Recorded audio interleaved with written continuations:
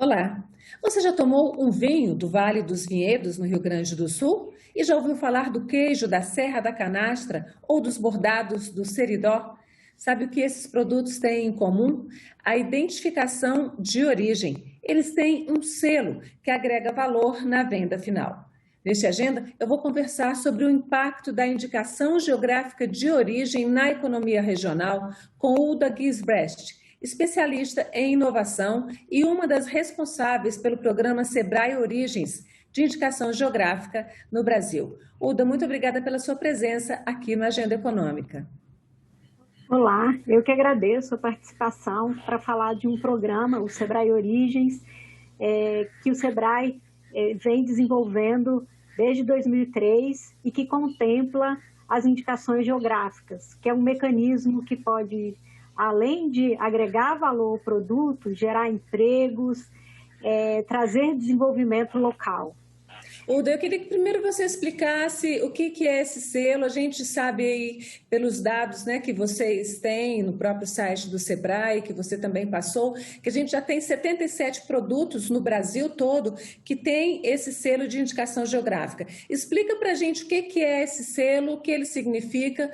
Quais são as diferenças aí? Porque a gente já ouviu falar muito nisso, por exemplo, nos vinhos que vêm da Europa, né? Que tem lá um DOC, que é Denominação de Origem Controlada. Quer dizer, o que é isso? Vocês estão importando esse tipo de rótulo para os nossos produtos típicos? Na verdade, esse é um ativo de propriedade industrial, né? Um registro que é concedido pelo Instituto Nacional da Propriedade Industrial com base na Lei da Propriedade Industrial. Essa lei, ela foi publicada no Brasil em 1996, né? Então, desde 96, nós já poderíamos proteger as nossas regiões vinculadas a esses produtos. A primeira região que foi protegida com o registro da indicação geográfica foi o Vale dos Vinhedos, em 2002. E de lá para cá, outras regiões buscam esse reconhecimento. Esse reconhecimento, ele é baseado em nós temos duas espécies de indicação geográfica, né? A indicação de procedência e a denominação de origem. Atualmente, nós temos 77 indicações geográficas reconhecidas no Brasil. Desse total, 62 são indicações de procedência e 15 são denominações de origem. A indicação só para a gente fixar bem aí na memória, eu pedi para fazer uma cartelinha com essa especificação, até para o nosso telespectador entender um pouco melhor. Vou pedir à Bruna para colocar essa cartelinha aí na tela enquanto você explica para a gente e você explicar a diferença aí de uma para outra. O que é a indicação de procedência, o que é a denominação de origem e o que significa cada uma delas para o produtor, por exemplo, e para o consumidor também. Certo. Essas duas espécies, né, elas estão baseadas na qualidade que vem da origem, né? O vínculo com a origem é o principal fator. Na indicação de procedência, você deve comprovar a reputação daquela região em relação àquele produto. Então, você comprova com documentação junto ao INPI de que aquela região ficou conhecida por produzir aquele produto. Então, é o que a gente fala muito de que é aquele produto que tem nome e sobrenome. Quando eu falo do queijo da canastra, eu falo queijo da canastra, né? Então, tem nome e tem sobrenome, porque ele foi produzido assim. E as pessoas, os consumidores, eles passam a identificar aquela região com vínculo com aquele produto, né? Então, a indicação de procedência está baseada na reputação que deve ser comprovada. A denominação de origem, você deve comprovar por estudos técnicos, científicos, de que há uma relação do produto com o meio. E essa relação ela é comparada com base em fatores naturais, então o tipo de solo, a quantidade de chuva, o clima, as condições físicas mesmo, né, naturais, a vegetação presente ali, que conferem àquele produto determinadas características. Ou fatores humanos também, né, pessoas que estão instaladas naquela região durante muitos anos, elas têm uma forma particular de produzir, uma forma única de fazer as coisas, e elas imprimem aquele saber fazer no produto. Então, você tem uma relação do local com o produto em função tanto de fatores naturais quanto de fatores humanos, quanto saber fazer, né? Então, na denominação de origem, é necessário esse estudo para comprovar esse vínculo de meio e produto. Você tem um estudo aí de natureza, mas você tem também um estudo antropológico, né? Então, ele serve e ele pode designar tanto alimentos, que eu falei aí na abertura, em queijo da Serra da Canastra, em vinho lá do Vale dos Vinhedos, no Rio Grande do Sul, mas tem os bordados do Seridó. Eu peguei coisas assim, bastante típicas, né, que tem na lista. Já são 77 indicações, né, geográficas de origem. Eu peguei na lista de vocês esses exemplos, exatamente para mostrar que serve para alimento, mas serve para produto artesanal, mas também pode ser um produto industrial até? Sim, a nossa legislação permite o reconhecimento de indicações geográficas, o registro de indicações geográficas de produtos de qualquer natureza, inclusive de serviços, né? Então, hoje nós temos uma única indicação geográfica de serviços, que é o Porto Digital, que ela é conhecida, é uma indicação de procedência de serviços de TI, de tecnologia da informação, né? Mas outros produtos, como produtos industriais, produtos do agronegócio, artesanatos, podem ser reconhecidos como indicação geográfica no Brasil. Naquele mapa que a gente estava vendo aí, que a Bruna vai voltar nesse mapa, eu peguei como exemplo, além do porto industrial, que eu achei, do porto do... Porto Digital, né, que é tecnologia da informação, que é basicamente serviço. Eu coloquei Franca também, que na verdade é uma grande indústria de calçado, mas pode ter também esse selo de calçados de Franca. Sim, calçados de Franca também é uma indicação de procedência, né? Porque quando você pensa na região de Franca, você já associa a produção de calçado. Eles têm uma longa tradição, né, e uma qualidade baseada no saber fazer da região. As empresas, né, industriais, são indústrias da região, produtoras de calçado, elas trabalham de uma forma, tem uma característica no produzir, e por isso que é reconhecido, então, o calçado de Franca. Agora, Uda, para conseguir esse selo, como você colocou aí no começo, tem um certo trabalho, né? E tem todo um processo. Qual é a vantagem para o produtor em ter esse selo e qual é a vantagem também para o consumidor? E quem ganha mais com esse selo? É o pequeno produtor, o produtor familiar, ou são as grandes indústrias, ou isso é indiferente? O reconhecimento, né, com a indicação geográfica, com o registro da indicação geográfica, ele tem duas funções principais. Uma, a de proteção, né? Então você está protegendo aquele ativo intangível da região para que outros produtores que não estão instalados naquela região possam usar desse ativo para poder vender mais. Então, tem o objetivo de proteção e tem o objetivo de promoção, né? Juntos, os produtores daquela região, eles podem alavancar vendas, alavancar o desenvolvimento local, usando uma promoção coletiva, né? A indicação geográfica, ela deve ser solicitada por uma entidade que representa o conjunto de produtores, uma associação, uma cooperativa que esteja instalada na região, né? E o que traz de desenvolvimento para a região?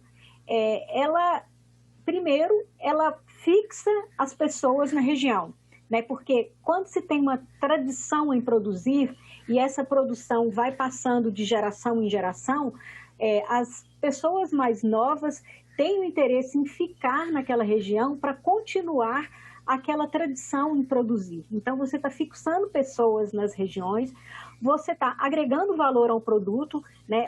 Nós temos estudos que demonstram que a indicação geográfica, ela agrega valor ao produto, e isso com históricos, por exemplo, na Europa, né, que é o continente que hoje, vamos dizer, explora melhor as indicações geográficas, embora nós sabemos que esse é um mecanismo que está sendo muito disseminado em vários países do mundo, com concentração em países com maior desenvolvimento, inclusive, né? Então, a indicação geográfica, ela vem trazer benefícios para o produtor que está na região. E por que o SEBRAE trabalha com esse mecanismo como uma forma de gerar competitividade para esses pequenos? Porque grande parte dos produtores e empresas envolvidos nas indicações geográficas, grande parte é formada de pequenos produtores, né? Então, você pode ter grandes produtores envolvidos, mas a maior parte é de pequenos produtores. Vocês têm hoje, o SEBRAE tem hoje, já são aí 18 anos de que esse selo começou a ser implantado, tem hoje 77 regiões, indicações de região, ou selos, né? Isso aí significa quantos produtores, mais ou menos, se vocês têm essa estimativa? E o que isso agregou? Você já tem algum estudo do que isso agregou de valor para esses produtores em termos de renda? Sim, nós estimamos que há cerca de 50 mil produtores por trás que fazem essas 77 indicações geográficas, né? E nós temos avaliações que mostram que em algumas indicações geográficas houve um aumento de até 400% no preço do produto, né? Então, assim, são aumentos significativos. Com certeza, todas as indicações geográficas não se comportam da mesma forma. Elas dependem muito do mercado que aquele produto está inserido, né? Mas muitas delas cumprem um papel muito importante de gerar o desenvolvimento local baseado num mercado também, às vezes, da região, no mercado ali naquele estado, né? Outras têm um alcance maior. Por isso que hoje há algumas indicações geográficas no Brasil que ainda não são do conhecimento, por exemplo, de todo o país. Quando nós falamos, às vezes, de indicações geográficas que têm uma penetração muito grande naquela região, né, ou num estado, mas eles cumprem um papel de desenvolvimento muito importante, embora não sejam indicações geográficas que tenham um alcance nacional. Porque quando nós estamos falando de indicação geográfica, nós estamos falando de produzir numa área demarcada. Então, nós não conseguimos, muitas vezes, atingir uma escala muito grande de produção. E essa é a beleza, inclusive, das indicações geográficas, que você tem um limite de produção, né? E, muitas vezes, o que é raro torna-se caro. É uma questão de mercado. Isso que eu estava vendo, voltando naquele mapa que a gente mostrou, que tem algumas das indicações geográficas, quando eu estava vendo a lista de vocês, eu me deparei com uma coisa que é bastante pitoresca, por exemplo, tem a indicação geográfica do açafrão produzido em Mara Rosa, em Goiás, né? A gente está lá no centro de Goiás, e açafrão é uma coisa que é produzida em várias partes do Brasil. Então, o açafrão de Mara Rosa, em Goiás, ele tem toda uma história, eu já conhecia essa história, por isso eu achei mais interessante, porque eu achei que ela era uma história restrita a historiadores, que é o fato de ter sido levado para lá por bandeirantes, para marcar as trilhas. São coisas... O que esse açafrão de Mara Rosa tem de diferente do outro açafrão produzido em outro lugar? É a história? Não só a história, ele tem características únicas que em relação à coloração, em relação à composição. Então, hoje, por exemplo, as indústrias alimentícias valorizam muito o açafrão de Mara Rosa, pela capacidade dele, inclusive, de dar cor a vários alimentos, né? Então, o açafrão de Mara Rosa, ele é muito interessante, tanto para o consumidor final, né, que compra para gastronomia, para cozinhar, para fazer os pratos, considerando, inclusive, as propriedades do açafrão, né, que são muito ricas, né, em termos de alimentação, quanto também para a indústria de alimento. E açafrão de Mara Rosa é uma região produtora basicamente de pequenos produtores. Então, essa é a importância do SEBRAE estar junto com esses produtores para, numa escala pequena, mas ajudá-los a produzir ou a manter a produção de um produto diferenciado, com qualidade baseada naquela região, né? Essa é a lógica geográfica. Sim, desculpa, num país tão grande como o nosso, a gente nesse período aí tem 77 regiões identificadas. Isso é pouco, isso é muito, parece pouco dado o tamanho do país, mas o que é que isso significa em termos de desenvolvimento desse projeto mesmo? E o que você pode nos contar sobre a região de vinhos do Rio Grande do Sul, que está lá no oeste, né, do Rio Grande do Sul, sobre essa que foi o primeiro lugar. O que mudou nesse lugar a partir dessa identificação? Tá. As indicações geográficas, como nós falamos, elas geram esse desenvolvimento. Então, começando aí pelo Vale dos Vinhedos, o que a gente percebe lá foi, primeiro, uma valorização da propriedade rural na região, né? Como as uvas plantadas na região, elas são utilizadas para a produção de vinhos com características que o mercado reconhece e que podem usar o selo da indicação geográfica, a área naquela região delimitada se valorizou muito. Então, a gente tem ali a valorização de até 500% da propriedade agrícola ali naquelas regiões, né? Então, só esse desenvolvimento que trouxe para a região já é muito importante. E o fluxo de turistas, né? Aumentou consideravelmente o fluxo de turismo na região. As pessoas que vão querer conhecer o produto, mas conhecer como ele é feito, conhecer as vinícolas. E com isso você gera um desenvolvimento em termos da infraestrutura turística local, os hotéis, os receptivos, os restaurantes, né, que servem o produto, eles vão na esteira aí também de desenvolvimento puxada pela indicação geográfica.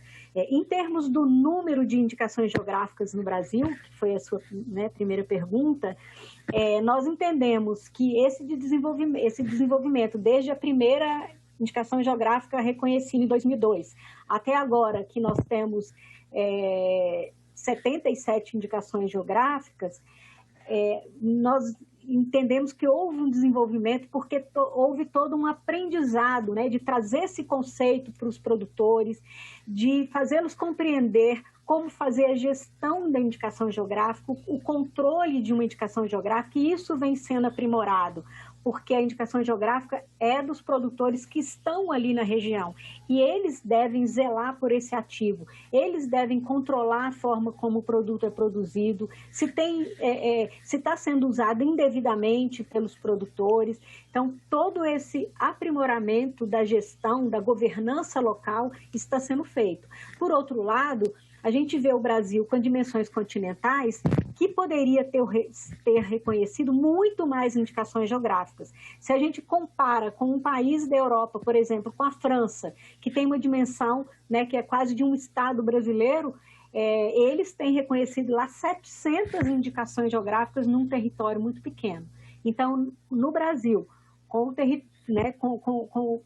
a nossa dimensão territorial, com a nossa biodiversidade, há espaço para que a gente possa proteger e desenvolver muitas indicações geográficas e aumentar esse número consideravelmente. Como isso pode ser feito? Porque a gente pega, por exemplo, vamos pegar ali só o estado do Amazonas, né? E eu estou pegando esse estado porque tem lá, naquele mapinha nosso, tem uma indicação que é a produção que na verdade não são peixes, né? Peixes ornamentais. Ornamentais, né? Mas tem também no Acre a farinha. Então eu gostaria de... O que precisa ser feito? Sim, essa região é muito conhecida, por exemplo, pelos cosméticos típicos de lá, produzidos lá. Mas hoje a gente vê a matéria-prima sendo retirada e produzida por grandes indústrias no sul e sudeste do Brasil. Quer dizer, o que poderia ser feito, por exemplo, para você ter o registro de cosméticos específicos da região amazônica, produzida ali mesmo? O que os produtores precisam fazer para registrar e para ter esse desenvolvimento maior dos seus produtos? Eles precisam ter uma governança organizada, né? Porque é uma ação coletiva, então eles precisam ter uma entidade que os represente para que possa coordenar todo esse processo, fazer a gestão dessa produção, né, dos produtores que estão aptos a produzir. E o que o SEBRAE tem feito para ajudá-los nesse sentido? Identificando essas regiões potenciais e apoiando tanto na estruturação quanto nesse fortalecimento da gestão. No ano passado, em 2020, nós aplicamos o diagnóstico de indicação geográfica em 120 regiões. dessas 120 regiões que foram indicadas por meio da nossa rede do SEBRAE, né? Nós temos o SEBRAE presente em todos os estados do Brasil, com unidades de atendimento, com gestores que atuam junto aos produtores. Então, foram propostas essas 20 regiões, nós aplicamos um diagnóstico de indicação geográfica que considera todos os critérios necessários para se ter o registro da indicação geográfica e identificamos 80 regiões com potencial de serem reconhecidas. Essas regiões serão apoiadas pelo SEBRAE para que possam ter esse reconhecimento. E nesse conjunto, né, desses 80, nós temos vários produtos do norte, insumos bem característicos locais, o açaí e guaraná e vários outros produtos. Em quanto tempo você acha que essas regiões que já estão identificadas com vocês, que conseguem o selo, já podem sentir aí o impacto positivo desse selo?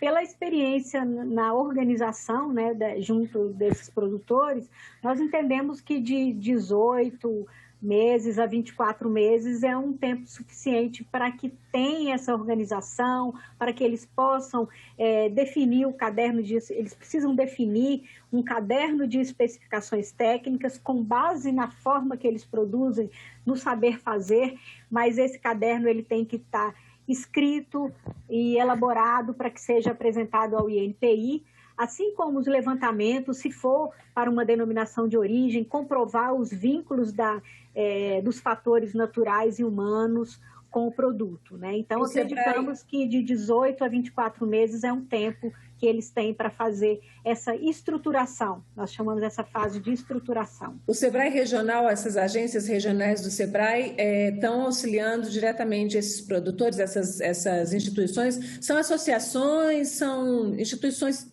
da comunidade? Sim, associações, cooperativas, sindicatos que reúnem os produtores, né? Então, geralmente, eles vêm representados por eles.